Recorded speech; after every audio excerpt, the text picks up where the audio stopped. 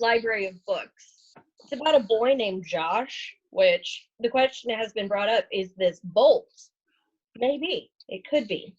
But he eats dinner in the bathtub. So I thought it was kind of neat. It's a little bit of a funny read, but it's good. I like this one.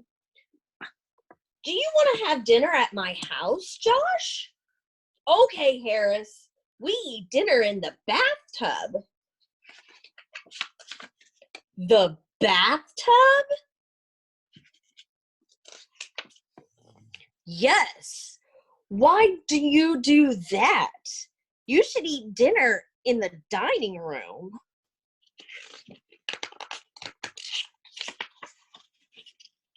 We sleep in the dining room. All over. Don't you have a bedroom? Yes, we cook in my bedroom. Why don't you cook in the kitchen?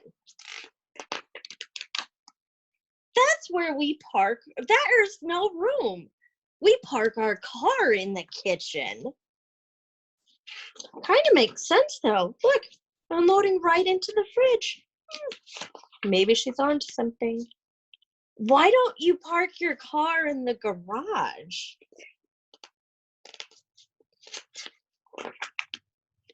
The dog sleeps in there. Why don't you put your dog in the backyard? How do I get closer to you? I can see it.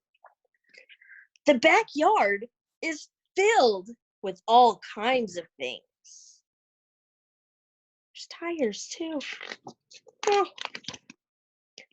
Can't you put all those things in the attic? No, we bathe in the attic. Why don't you take a bath in the tub? I told you, we eat dinner in the bathtub. Do you want to eat with me or not? Okay, but I have to call my mom and let her know. It's my turn to set the table. Table? What table? The one in the dining room. Your family eats in the dining room? Yes. That's what I like about you, Josh. You're so different. And we eat dinner in the bathtub. I also found the real story of the 3 little pigs. So we're going to find out what the real story is. Do you see? I can't get it close up on the pictures. Everybody knows the story of the 3 little pigs. Or at least they think they do. But I'll let you in on a little secret. Nobody knows the real story.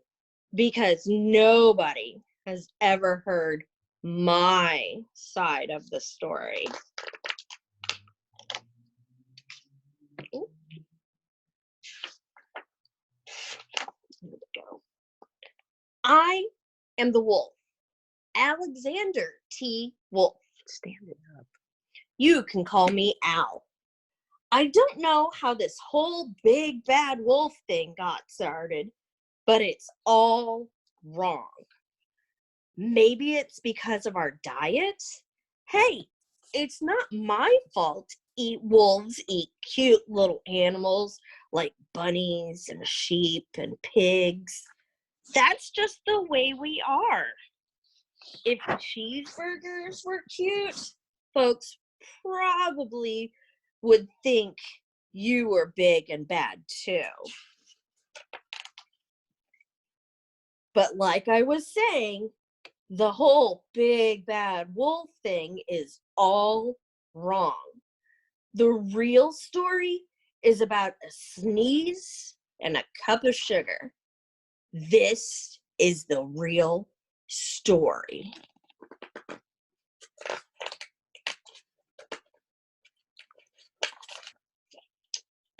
Way back in Once Upon a Time, I was making a birthday cake for my dear old granny.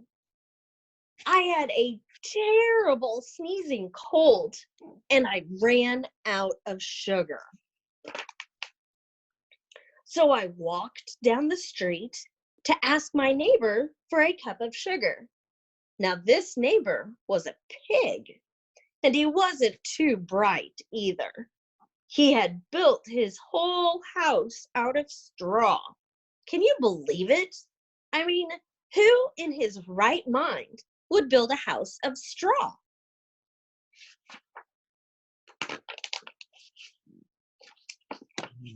So, of course, the minute I knocked on the door, it fell right in. I didn't want to just walk into somebody else's house.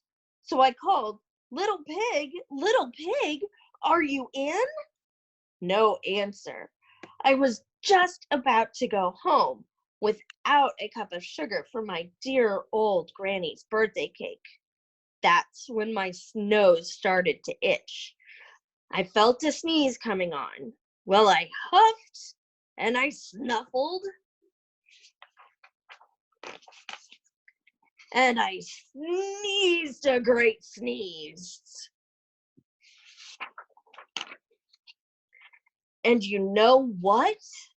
That whole darn straw house fell down.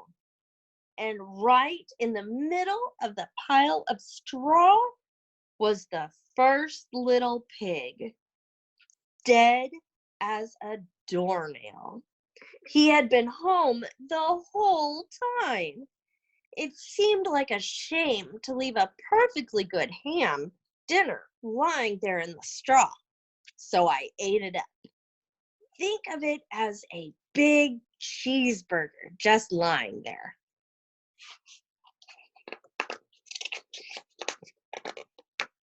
Oh, there we go. I was feeling a little better, but I still didn't have my cup of sugar, so I went to the next neighbor's house. This neighbor was the first little pig's brother. He was a little smarter, but not much. He had built his house out of sticks. I rang the bell on the stick house. Nobody answered.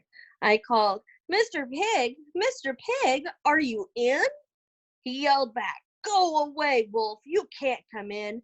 I'm shaving the hairs on my chinny chin chin. Oh, he actually was. Look at that. I had just grabbed the doorknob when I felt another sneeze coming on. I huffed and I snuffled and I tried to cover my mouth, but I sneezed a great sneeze. And you're not going to believe it, but this guy's house fell down just like his brother's. When the dust cleared, there was the second little pig, dead as a doornail. Wolf's honor. Wolf's honor. Now, you know food will spoil if you just leave it out in the open. So I did the only thing there was to do. I had dinner again. Think of it as a second helping. I was getting awfully full, but my cold was feeling a little better, and I still didn't have that cup of sugar for my dear old granny's birthday cake. So I went to the next house. This guy was the first and second little pig's brother. He must have had the brains of the family. He had built his house out of bricks. I knocked on the brick house. No answer. I called, Mr. Pig, are you in? And do you know what that rude little porker answered? Get out of here, Wolf. Don't bother me again. Talk about impolite. He probably had a whole sack full of sugar, and he wouldn't even give me one little cup for my dear, sweet, old granny's birthday cake. What a pig. I was just about to go home and maybe make a nice birthday card instead of a cake When I felt my cold coming on, I huffed and I snuffled and I sneezed once again. Then the third little pig yelled, "And your old granny can sit on a pin." Oh.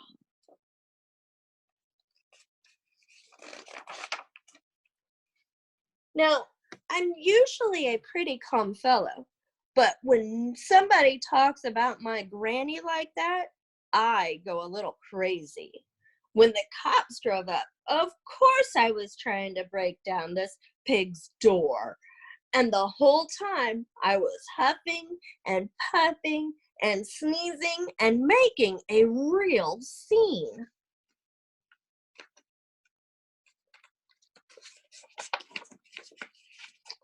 The rest, as they say, is history.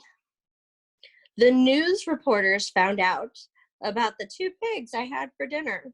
They figured a sick guy going to borrow a cup of sugar didn't sound very exciting. So they jazzed up the story with all of that huff and puff and blow your house down. And they made me the big bad wolf. That's it. The real story, I was framed. But maybe you could loan me a cup of sugar? Look, pig pennies. Oh, so now we know the real story of the three little pigs. I don't know. Okay. What the wind told.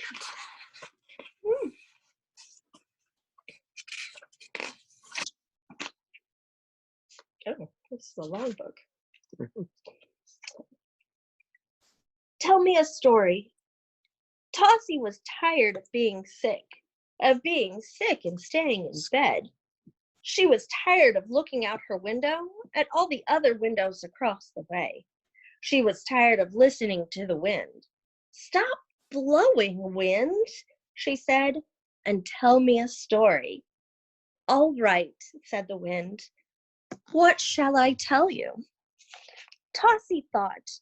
Then she said, "Tell me about the windows across the way." "Very well," said the wind. "After all, windows are named after me. Pick your window, and I shall tell you a story."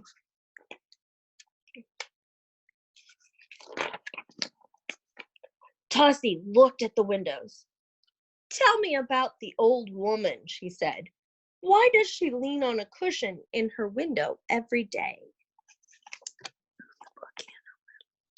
The old woman's window. The wind said, "The old woman leans on a cushion in her window every day for a good reason.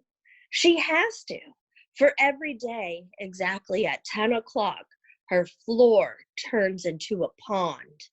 If she doesn't lean on a cushion in her window, she would get her feet wet." The old woman has some furniture, of course, but it's all nailed high up on the walls. The chairs, the table, the stove, the bed.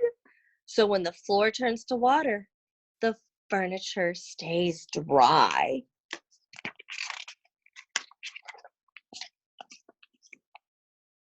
The old woman has a cat, too. He isn't nailed to the wall like the cupboard, the TV, and the refrigerator. He sits on the table and stares into the water, looking for fish to catch. "Does he ever get one?" asked Tossie. "No," said the wind. "He never has time, because every day at 11 o'clock exactly, the floor comes back again. The cat jumps down and walks around, but not the old woman. She keeps leaning on the cushion and looking out the window." "Does the old woman like having a pond in her room every day?" asked Tossie. "Oh, yes," said the wind. "That way she never has to wash her floor." The 5-plant window. The second day, Tossie said to the wind, "Tell me about the window with 5 plants in it. Who lives there? The plants live there, said the wind. Only the plants. Mr. and Mrs. Plant, Grandmother Plant, Aunt Eudora Cactus, and Uncle Runner Bean. The 5 little plants in the window are their children. They put their children out in the spring and take them inside in the winter. Of course, the plants don't have rugs, only deep dirt on the floor with lots of worms in it and a little puddle in the middle. There are lots of holes in the roof, so the rain comes in. Nobody there minds a muddy floor. They haven't had a TV, of course. They listen to garden talks on the radio. Mr. and Mrs. Plant, Grandmother Plants, Aunt Eudora Cactus, and Uncle Runner Bean like a quiet life. I'm sorry for the plant children out the window all still all summer, said Tossie. Don't be, said the wind. They can stay up as late as they like. Ooh, the dirters window. The 3rd day, Tossie said to the wind, tell me about the dirty window with the ragged shade. That's where the busy dirters live, said the wind.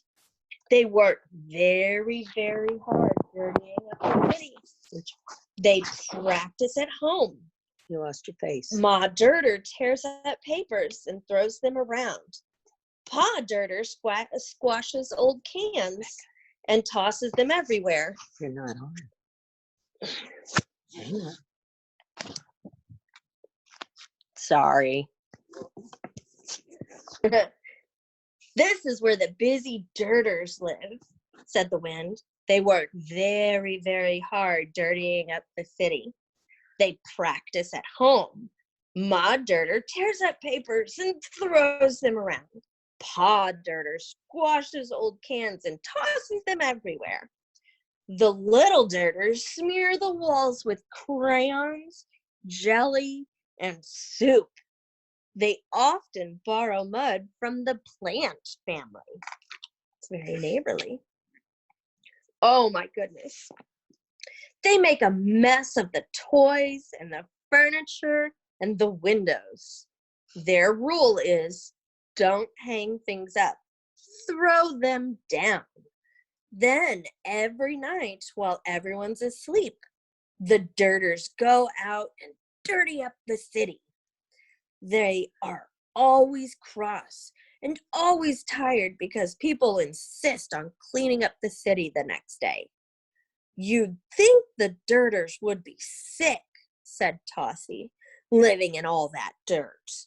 Sometimes they are, said the wind, very sick. But that's the way the dirters like it. Ugh, gross. Dirters. The old dog's window. Oh. The 4th day, Tossie said, tell me about the window where the man who looks like a dog sits typing all day. He is an old dog, said the wind, a very old dog, and all day long he types names. All day and all night he is making up names for everything. Hot dog, chickens, names like fire hydrant, play street, waiting pool, bus stop, one way, shoe store, exit, bubblegum, police station, hot dog, pizzeria. No wonder his paws are tired. He has nothing in his apartment but one table, one typewriter, and one chair. When the old dog is hungry, he types out his favorite dinner, chicken soup, chicken bones, and gravy. Then he eats up the words and goes back to work. Oh, that sounds fun. Poor dog, said Tossie. Doesn't he ever play? Well, he's making up new game names right now, replied the wind. Names for games like Red Rabbit's Run, World Spin, Sea Jumpers, Nickety Knack Never Go Back, and Bippity Bippity Bounce. They sound like fun, said Tossie. Will he play them with me when I'm well? Blue heavens, child, said the wind. How can he? He's got to keep working, just like a dog. Doesn't he ever rest? Said Tossie. Of course, answered the wind. Every time he types out a comfortable word like chair or cushion, blanket or bed, he curls up on it and goes to sleep. Sleeping on the word cushion there. The scary window. On the 5th day, Tossie said, "Tell me about the scary window. The one with the long, heavy curtains and the shades always down." "It is a scary window," said the wind, "because 2 scared monsters named Drool and Ghoul live behind it. They are scared of everyone and everything. Once, Drool went out for a walk and met two children face to face. He was so scared. He ran all the way back to the apartment on his big flapping feet and never went out again. That was 24 years ago. As for Ghoul, he is even afraid to look out the window. That is why the shade is always down. Drool and Ghoul have pushed all the furniture together in the center of the room. They have made a cave for themselves in the middle. They sit in there and talk of Uncle Nil, who walked into a school by mistake. He was so scared. He scared himself into pieces and had to be swept away. If anyone rings their apartment bell, Drool shouts, "Go away!" And Ghoul whispers, "There's nobody home." They have their food left outside the door. Tossie felt sorry for Drool and Ghoul. "Do you think I should call them up on the phone?" she asked the wind. "Goodness, no," said the wind. "Do you want them to scare themselves to pieces too?" Oh, the empty window. On the 6th day, Tossie said, "Tell me what's inside the empty window that's always black." "Why, darkness, of course," said the wind. "Didn't you know darkness has to go someplace in the daytime? She has a lovely apartment over there with black velvet ceilings and walls and wall-to-wall blackness on the floor. No furniture, of course, and no kitchen. Darkness doesn't eat. She just dreams. She flows in over the sill before the sunlight comes in the morning. She spreads through the rooms and fills them with silence and black. She has taped up all the light switches because light hurts her eyes. Sometimes when she's bored, she flips off the lights in the whole apartment house. It amuses her to hear people carrying on about being alone in the dark. Darkness is soft and restful. She's a very gentle lady. "Does she have any friends?" asked Tossie. "Everyone's her friend," said the wind, "when it's time to sleep." On the 7th day, Tossie was well. The sun was shining, the sky was blue, and no wind was blowing outside her window. Never mind, Tossie said to herself. The wind will always blow back again and tell me more stories whenever I want to hear them. The end. Good. Those are the 3 books that I picked tonight.